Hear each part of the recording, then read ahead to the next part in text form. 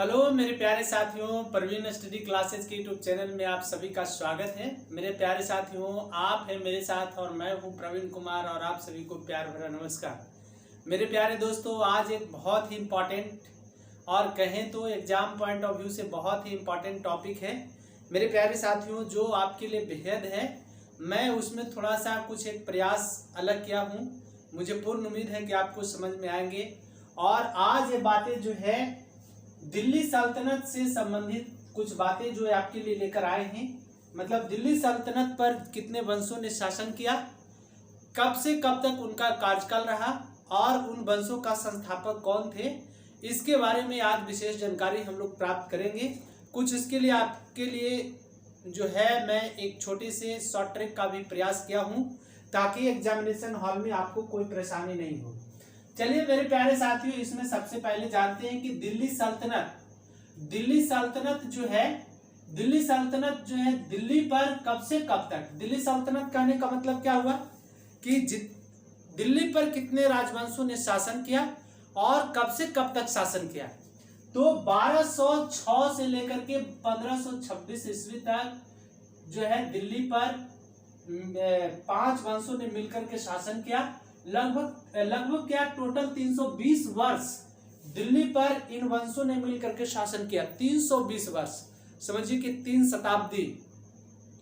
तो 3 शताब्दी से अधिक समय तक दिल्ली पर शासन किया, 1206 से लेकर के 1526 तक। इसमें सबसे पहले वंश का नाम आता है, यहाँ पर दिया हुआ है, आप देख सकते हैं कि दिल्ली सल्तनत के राजवंशों का क्रम, मतलब सबसे पहले कौन दिल्ली पर शासन किए, उसके बाद कौन सा वंश, उसके बाद कौन सा वंश। तो मेरे प्यारे साथियों, इसमें सबसे पहले है गुलाम वंश, जिसको मामलुक वंश के नाम से भी जाना जाता है।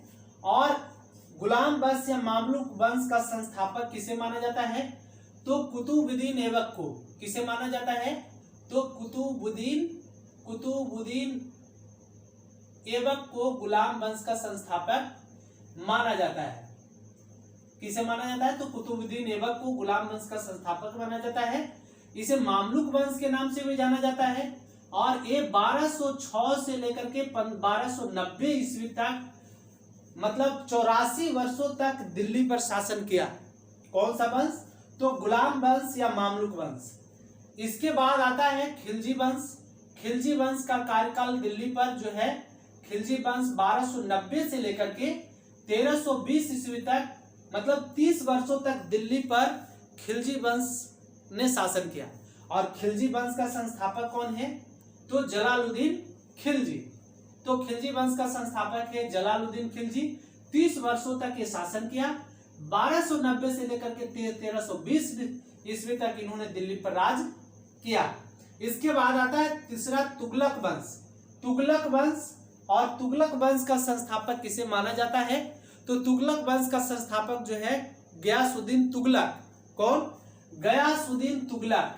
किसे माना जाता है, तुगलक वंश का संस्थापक, तो गयासुद्दीन तुगलक को तुगलक वंश का संस्थापक माना जाता है। चलिए, तो तुगलक वंश कब से कब तक शासन किए, एक या 1320 से लेकर के 1414 ईस्वी तक, और कुल 94 वर्ष तक, 1320 से लेकर के 1414 ईस्वी तक, मतलब टोटल 94 वर्षों तक दिल्ली पर तुगलक वंश ने शासन किया। तुगलक वंश के संस्थापक कौन है, तो गयासुद्दीन तुगलक। आगे बात करें, देखिए सबसे ज्यादा जो है दिल्ली सल्तनत में सबसे ज्यादा दिनों तक, मतलब सबसे अधिक समय तक तुगलक वंश का शासन रहा। 94 वर्ष तक शासन रहा। 84 वर्ष तक गुलाम वंश, 30 वर्ष तक खिलजी वंश, और तुगलक वंश जो है 94 वर्ष तक दिल्ली पर राज किए। इसके बाद आता है चौथा में सैयद वंश। सैयद वंश का कार्यकाल रहा दिल्ली पर राज किए 1414 से लेकर के 1451 ईस्वी तक, मतलब टोटल 37 वर्ष तक जो है सैयद वंश दिल्ली पर राज किया। सैयद वंश का संस्थापक किसे माना जाता है, तो सैयद वंश का संस्थापक माना जाता है किसे, खिज्र खां को। सैयद वंश का संस्थापक खिज्र खां। कौन, खिज्र खां को सैयद वंश का संस्थापक माना जाता है। 1414 ईस्वी से लेकर के 1451 ईस्वी तक टोटल 37 वर्षों तक इन्होंने दिल्ली पर राज किया। अब इसके बाद आता है पांचवा, मतलब 5 राजवंशों ने दिल्ली पर राज किया। इन्हीं 5 राजवंशों को दिल्ली सल्तनत के नाम से जाना जाता है। चलिए, लोधी वंश है। लोधी वंश का कार्यकाल रहा 1451 से 1526 ईस्वी तक। देखिए 1206 से शुरू हुआ, 1526 ईस्वी तक काल चला।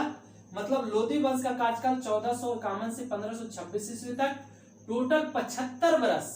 टोटल 75 वर्ष मतलब 75 ईयर्स जो है लोधी वंश दिल्ली पर राज किया। तो इस तरह से मेरे प्यारे साथियों 5 राजवंश जो हैं, 5 राजवंश, गुलाम वंश, खिलजी वंश, तुगलक वंश, सैयद वंश और लोधी वंश। लोधी वंश का संस्थापक कौन है? तो बहलोल लोधी। लोधी वंश का संस्थापक किसे माना जाता है? तो बहलोल लोधी को बहलोल लोधी, बहलोल लोधी। देखिए मेरे प्यारे साथियों, कहीं कहीं आपको एग्जामिनेशन हॉल में डायरेक्ट इस तरह के प्रश्न आपको देखने को मिलते हैं, तो आप इसे जरूर याद कर लीजिए। तो दिल्ली सल्तनत पर कितने राजवंशों ने शासन किया? कुल 5 राजवंशों ने शासन किया। इसके लिए मैं एक छोटा सा प्रयास आपके लिए लेकर आया हूं, किया हूं। क्या है? तो इसका ट्रिक हमने बनाया है। गु मतलब गु सब का फर्स्ट लेटर हमने लिया है। गु खी तो, तू नहीं तो ले लिया, बोलने में थोड़ा सा आसान रहे। गु खीतो सैलो, क्या बोलेंगे? गु खीतो सैलो। गु से गुलाम वंश, खी से खिलजी वंश, तो से तुगलक वंश, सै से सैयद वंश और लो से लोधी वंश। गुखीतो सैलो। ऐसे बहुत सारे लोग कहते हैं कि गुलाब खिले तो सांस लो, ये भी आप याद रख सकते हैं। मेनली रूप से मेरा जो है गुखीतो सैलो, इन 5 वर्डों के नाम से आप दिल्ली सल्तनत पर जितने वंशों ने राज किया उसे आप याद रख सकते हैं। मेरे प्यारे साथियों, इसे एक और हमने छोटा सा प्रयास किया है कि सबसे अधिक किन वंशों ने शासन किया।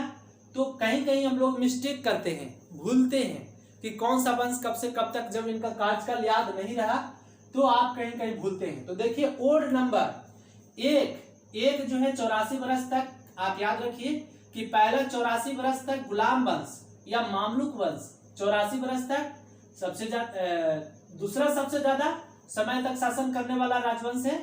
उसके बाद एक के बाद देखिए तीसरा तुगलक वंश। तुगलक वंश 94 वर्ष, मतलब 84 वर्ष गुलाम वंश, 10 वर्ष उसमें जोड़ दीजिए तो हो जाएगा 94 वर्ष। 94 वर्ष तक तुगलक वंश शासन किए, 1 3 और इसके बाद 5 देखिए 75 वर्ष, 5 से 75, 15 5 75 भी होता है, ऐसे भी रख सकते हैं याद। तो 84 94 75 3 वंशों ने 84 94 75 वर्षों तक शासन किए। 1 3 5 मतलब 1 3 5 का गुलाम वंश, तीसरा तुगलक वंश और 5वां लोधी वंश। लोधी वंश 75 वर्ष तक, 1 3 5 करके आप याद रख सकते हैं। 84 94 उसके बाद घट जाइए 75। इसके बाद 30 वर्ष तक खिलजी वंश और 37 वर्ष तक सैयद वंश। कुछ एक्स्ट्रा माइंड में यदि आप सोच लें तो इस तरह के प्रश्न को आप याद रख सकते हैं।